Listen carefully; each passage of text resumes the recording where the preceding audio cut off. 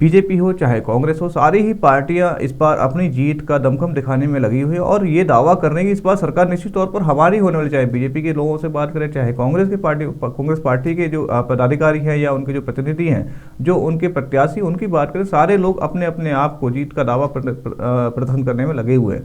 वही पूरी खबर पर, पूरी अधिक जानकारी पर हमारे साथ पुणे से आशीष गौर जुड़े हुए। आशीष, हमें ये बताया कि क्या कुछ लग रहा है आपको कि किसकी सरकार बन रही है महाराष्ट्र में इस बार?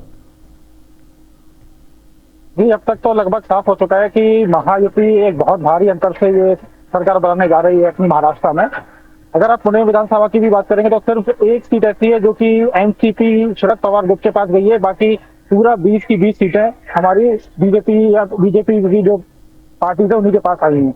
और अभी मैं बीजेपी मुख्यालय के पास ही हूँ। यहाँ पे अगर आप मेरे पीछे शोर सुन पा रहे होंगे तो काफी हद तक भी से तैयारियां चालू हैं और काफी हद तक झंडे, लोग भी आ चुके हैं। होली का रंग हर जगह दिखाई दे रहा है, तो कहीं ना कहीं बीजेपी को स्पष्ट बहुमत दिखता हुआ दिख रहा है इस बार बीजेपी। मतलब ये कहा जा सकता है कि एकनाथ शिंदे इस बार फिर से मुख्यमंत्री बन सकते हैं महाराष्ट्र के?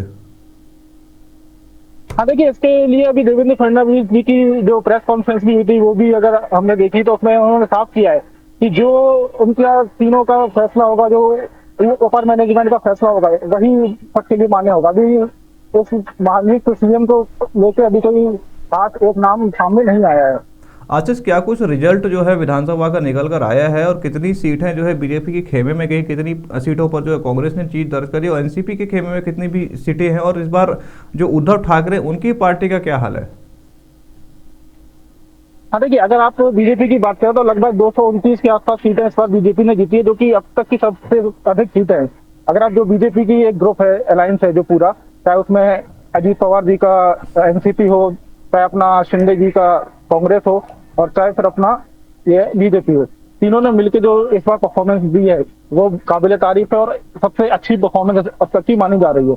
वहीं अगर कांग्रेस की जो शिवसेना है और एनसीपी है उसकी बात करें तो वो 19 सीटों के आसपास, 20 सीटों के आसपास समेट गई। सबने मिला के 54 सीटें लाए हैं। तो कहीं ना कहीं उद्धव ठाकरे जी के लिए कहो या फिर शरद पवार जी के लिए कहो, एक बहुत बड़ा झटका है जो कि महाराष्ट्र में उनको लगा है। चलिए, बहुत बहुत धन्यवाद आशीष तमाम जानकारी साझा करने के लिए। तो आपको पता है कि इस बार बीजेपी ने एक बड़ी जीत जो है महाराष्ट्र में दर्ज की और इस बार एक अलग ही इतिहास जो है बीजेपी के द्वारा महाराष्ट्र में लिखा गया है।